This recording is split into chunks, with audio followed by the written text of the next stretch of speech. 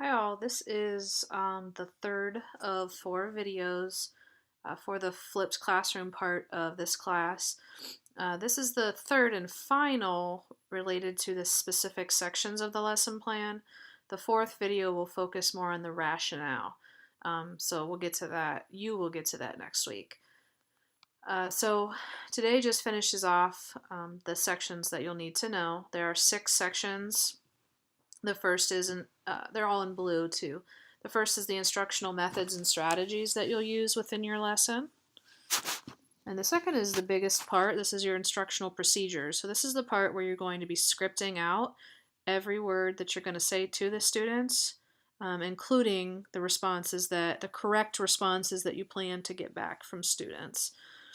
The third section is monitoring student learning.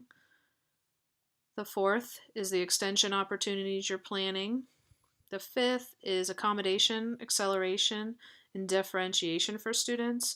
Now, when you're actually implementing your lesson plans in your classroom, this will be in a little more depth because you'll have IEPs to access where you can put the different accommodations that you'll be using within your lesson according to student IEPs. But because you likely at this point don't have access to that, this section should focus largely on differentiation for meeting the needs of all of your students. Right, and the last part is where you will list the sources that you used to create this lesson. Right, so going back to the first one, that is the instructional methods and strategies. And this is where you will just list and very briefly describe all the methods and approaches you'll be using. So if you're going to be using explicit instruction, which you will, you'll put explicit instruction here and give a brief description. I would mention things like, I'm going to be modeling the skills I expect my students to learn. I'm going to be giving them opportunities for guided practice. I'm going to be giving them opportunities for independent practice. So make sure you're just spelling all of those things out. Additionally, if you're going to be using things like small groups, you want to put that here. And I would also describe the kind of grouping you'll be using. So whether it's heterogeneous or homogeneous, you want to put that here. And things like I'm going to be asking them to participate in a discussion, or I'm going to ask them to analyze a piece of work, or to do some peer evaluation. I'm going to ask them to present some information orally, right? So anything that you're going to do or ask your students to do within your lesson, you want to list and briefly describe. And then the second box just says that you've made sure you're choosing differentiated methods. So this would be making sure that within your lesson you're giving students who are strong vocally to be able to respond or be assessed vocally versus in their writing.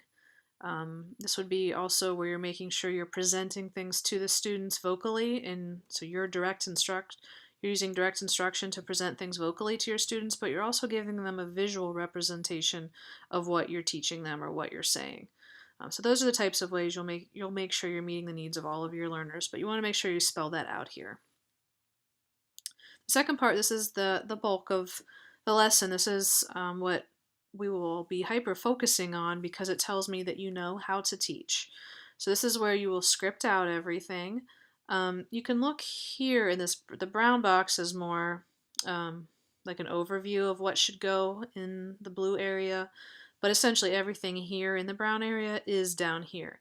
I've just chosen to make it very explicit and tease every single element out so you can make sure you're hitting every single element. I don't feel like the brown is does a very good job of telling you exactly what needs to go in this section. So the first one just says I've used a clear, explicit instruction format, meaning you have a clear introduction, you have a clear motto, a clear lead, a clear test, and a clear closing. And you can actually just put those words in there and use them as headings. So put in introduction, just put it in bold, underline it, and below it, script out everything you're going to say, everything you want the students to say in the introduction. And then do that for each section. Right, and then so within your introduction, you're going to make sure that you're telling students the objectives of the lesson. So, and as far as scripting it out, you would have the word, you could put T for teacher, T colon, today, students, our objective is going to be blah, blah, blah. If you recall, yesterday we worked on this. Today we're going to work on this. Tomorrow we're going to work on this. So that's how we're linking what we're doing today. You're going to be using this tomorrow in this way. Right, so you have to make sure you're connecting what students have done previously. It could be yesterday, it could be last week, it could be a month ago, it could be in the academic year before. You could say, because of that, you have that. Because of doing that, you have the information needed to be successful today. And then today, once you master that, you'll be able to use it tomorrow in class, next week in class. If this is math class, you'll be able to take this information and you can use it in your woodworking class, or this is how you can use it outside of school, in your job, in college. So whatever it may be, just making sure you're connecting everything for the students directly. And then finally, what the agenda is, letting students know how you're going to start the lesson, what they're going to be doing within the lesson, and what they're going to be doing to show what they've learned in that lesson. The next one says you reviewed all prerequisite skills. So what that means is anything that you identified previously in this lesson plan section that says prerequisite skills, you're going to make sure you're reviewing those, ideally using active student responding, so whiteboards, choral responding, any of those would be appropriate here. Making sure students have mastered and remember those prerequisite skills so that you can be sure that what you're teaching them today, they're prepared for it and they're ready for it.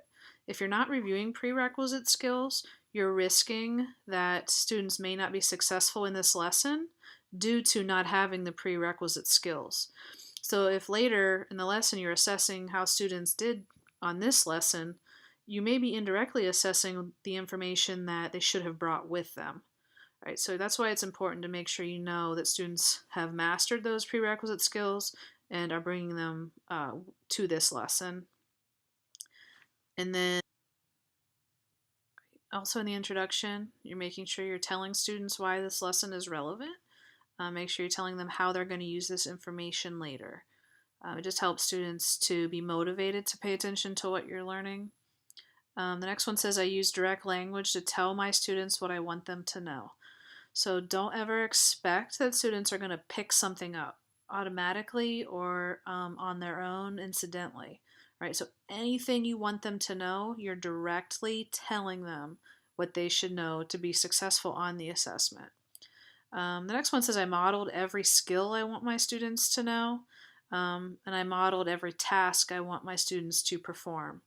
One of the dangers of when you're teaching students a new skill is only modeling one example or maybe even two. And so when students are faced with something that's similar to what you did in your model, but a little bit different, then you really haven't shown them how to do everything, right? And a lot of students are just going to pick that up and be okay. But we're talking about students with disabilities, so we need to make sure we're modeling every version of what we want them to know. The next one says I gave students enough examples and non-examples. So any way that you know students could go wrong or common mistakes that students might make, then address that here. It's okay to show them what happens if you don't line up your tens column with the other tens column, right? So it shows them some non-examples so that they can avoid doing that. Next one says I use think alouds often, so make sure you're always giving students access to that inner dialogue, the things that you automatically have going on in your head as you're solving problems, as you're learning information. Some of our students don't have that, so you have to tell them, show them what it should sound like in their head. And the best way to do that is using a think aloud. I have included what my students will be doing while I'm talking or presenting. Right, so a common mistake that I see in this, and modeling especially, is that you get students can get lost in what they're saying to their class and what you're doing up front, what you're showing students, and not thinking enough about what the students are doing. So if there are prolonged periods where you're just talking or showing students, what are you expecting them to do at that time? Right? Are they supposed to sit quietly and listen and understand? If so, then you need to have some way of making sure you're documenting that they're actively engaged. This is where things like guided notes are awesome, structured worksheets, making sure you're building in lots of choral responding to keep them engaged. All right, so just make sure you're planning all along for what the students should be doing. It's not just what you're doing. Right. The next one says, I provided my students with visual aids, graphic organizers, guided notes, or self-monitoring tools. And this kind of goes with what I just said, making sure that students have something visual or something active that they're working on while you're instructing. Additionally, this gets at differentiation and making sure that you're meeting every type of student's needs. So sometimes you're going to have students who are more visual, and sometimes students who are better at listening to the things that you're saying. But if you're making sure that you're talking to students, so letting the ones that are better at listening, letting them have that opportunity as you're teaching.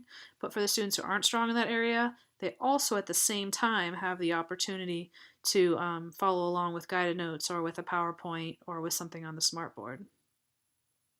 I've slowly involved my students in model lead test appropriately. So this is where you're slowly moving from model into the lead phase, making sure students are successful in the lead phase before then moving on to some independent practice, before then moving on to an assessment. And the last one says, I've asked each student to make multiple responses with feedback through the lesson. And this is the continuous assessment. So it's not simply asking students to raise their hand to answer. You've made sure that you could tell me at any point in time how every student is doing with this particular lesson throughout the lesson. So in the model phase, you should have an idea of where every student is. In the lead phase, you should have an idea of where every student is. And then in the test phase, you should know where every student is with meeting the objectives of that lesson. The next one says, my procedures align with my lesson objective.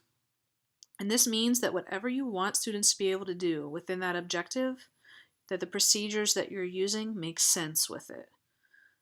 Also that your procedures are aligning with the content standard that you have identified. I've used research-based instructional procedures and methods. This should be checked if you're using explicit instruction, if you're using continuous assessment, if you're using active student responding, then you have this covered. I've provided a plan that makes maximum use of instructional time. This means you're not spending a lot of time doing somewhat useless or unnecessary things in your lesson. A common mistake is thinking that I'm going to start my lesson with a YouTube video to capture students' interest.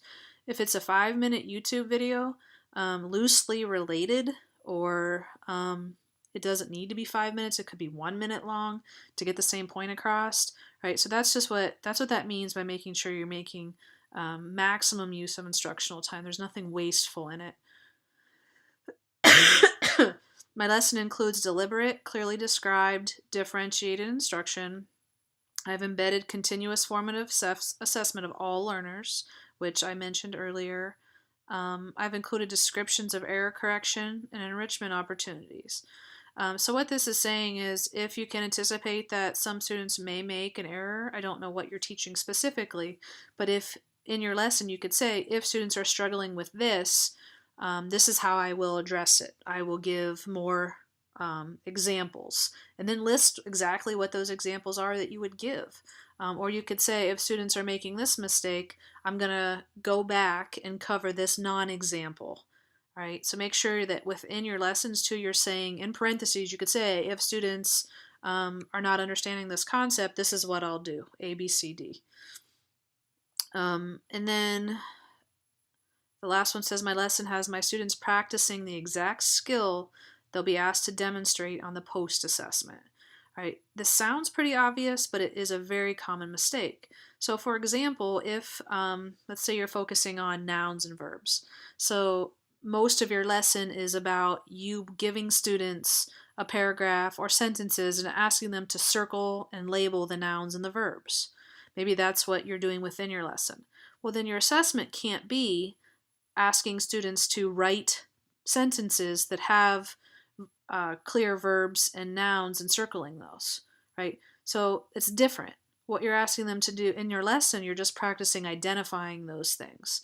The assessment is asking students to be creative, which is a higher level thinking skill. So those two things don't match. It doesn't mean that you can't do both of those things. It just means if you're going to ask students to produce sentences that you're doing that at some point in your lesson. You're giving them the opportunity to practice that skill before you're assessing them on it. Right. The next section is monitoring student learning. And this, if you have done this section very well, then this is very easy, because this is where you're going to put in all of the continuous formative assessment that you're doing. Right, so the first one just says, my lesson monitors student progress at each point in the lesson. So at each of these points, the introduction, so where you're going over your prerequisite skills, is a great place where you will put this. The model, the lead, the test, the closing, and the post-assessment, right? So in every single one of these sections within this section, you're building in opportunities for students to be responding and for you to be giving them feedback. So this is where you would just list all of those opportunities within each of these sections. Describe it. My formative assessments are varied in the type of responses and the depth of responses. Type just means, are you asking students to verbally respond? Are you asking them to share with a partner? Are you asking them to write it on a whiteboard? Are you asking them to use a worksheet and circle verbs and nouns? That's making sure that's varied. That's a variance. And then the depth means you're going beyond just basic regurgitation and asking students to analyze or to produce some of their own answers. And then if you're doing these two things well, then this is done too. My lesson gives opportunities for student feedback, meaning that students are constantly aware of where they're at with understanding the material, because you're asking questions and they're producing answers and they're getting feedback whether or not they're correct or incorrect and why they might be incorrect. Extension opportunities are, most people think of it as homework, which is somewhat what it is, but it's also just anything that students can do. Let's pretend they get done early, or you have students that just work faster than others. So what are you going to have those students do? So those should be aligned with the goal of the lesson. It's not just something random that they can work on not related to it. So just plan for this. What will students do consider it what will students do if they finish early, and what will students do to practice this skill at home or as homework? And this is the part where I mentioned before that this section is mostly focused on differentiation, just for the sake of this very specific assignment. With EdTPA and as you're using these lesson plans to teach your actual lessons in your field placements, these will be more heavily focused on what's in the IEPs. But for this, it's more about differentiation. So this is where you will make sure you're discussing all of the ways you're giving students the information, all of the ways they're practicing the information, and all of the ways they're demonstrating their knowledge, their mastery with the information. So you want to make sure you're presenting students with information in more than one way. You want to make sure that they're practicing what they're learning in more than one way. And you want to make sure that you're assessing students in more than one way. All right, these sections, so the post-instruction reflection, that's something that you'll fill out with your lesson plans in your field placement, because it's where you're going to write down how the lessons went based on your pre and post data. And collaboration, you likely have not collaborated for this lesson plan, but when you're teaching in your field placement, you're going to definitely be talking with your cooperating teacher and possibly even with your own peers. Right. And so this last one's sources. So if you use a specific website, if you use Teachers Pay Teachers, and you want to make sure you're citing any of the websites you use for this lesson. And then you also want to add sources related to the above section where you talk about research and theory. So anything that you talk about in there needs to be cited. So you should have at least 2 or 3 sources here. All right, so that concludes what you'll need to do in each section of the lesson plan for this assignment. And so the next video then will focus on rationale. And so certain sections within the lesson plan format, CEC, or the Council for Exceptional Children, that provides us with accreditation, requires that we are not just asking you or having you create lesson plans, but that you're able to explain why you're doing the things that you're doing within the lesson plan. This also is a huge part of EdTPA, so it's going to move you towards being successful in that too.